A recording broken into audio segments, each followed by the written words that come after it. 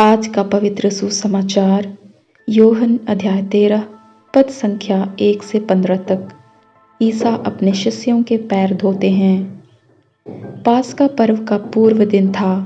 ईसा जानते थे कि मेरी घड़ी आ गई है और मुझे यह संसार छोड़कर पिता के पास जाना है। वे अपनों को जो इस संसार में थे प्यार करते आए थे और अब अपने प्रेम का सबसे बड़ा प्रमाण देने वाले थे। शैतान व्यारी के समय तक सिमोन इस्करियोती के पुत्र यूदस के मन में ईसा को पकड़वाने का विचार उत्पन्न कर चुका था। ईसा जानते थे कि पिता ने मेरे हाथों में सब कुछ दे दिया है। मैं ईश्वर के यहाँ से आया हूँ और ईश्वर के पास जा रहा हूँ।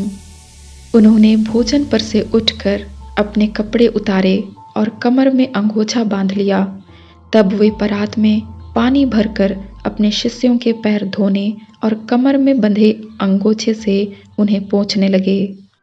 जब वे सिमोन पेतरुस के पास पहुँचे तो पेतरुस ने उनसे कहा, प्रभु, आप मेरे पैर धोते हैं? ईसा ने उत्तर दिया, तुम अभी नहीं समझते कि मैं क्या कर रहा हूँ, बाद में समझोगे। पेतरुस ने कहा, मैं आपको अपने पैर कभी नहीं धोने दूंगा। ईसा ने उससे कहा, यदि मैं तुम्हारे पैर नहीं धोऊंगा तो तुम्हारा मेरे साथ कोई संबंध नहीं रह जाएगा।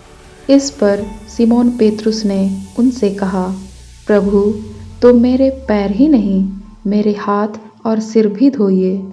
ईसा ने उत्तर दिया, जो स्नान कर चुका है उसे पैर के सिवा और कुछ धोने की जरूरत नहीं, वह पूर्ण रूप से शुद्ध है। तुम लोग शुद्ध हो, किंतु सब के सब नहीं। वे जानते थे कि कौन मेरे साथ विश्वासघात करेगा, इसलिए उन्होंने कहा, तुम सब के सब शुद्ध नहीं हो। उनके पैर धोने के बाद वे अपने कपड़े पहनकर फिर बैठ गए और उनसे बोले, क्या तुम लोग समझते हो कि मैंने तुम्हारे साथ क्या किया है? तुम मुझे गुरु और प्रभु कहते हो और ठीक ही कहते हो, क्योंकि मैं वही हूँ।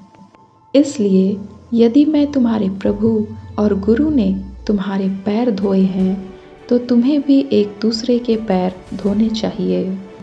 मैंने तुम्हें उदाहरण दिया है, जिससे जैसा मैंने तुम्हारे साथ किया है वैसा ही तुम भी किया करो। यह प्रभु यीशु का पवित्र सुसमाचार है। ख्रिस्त की जय।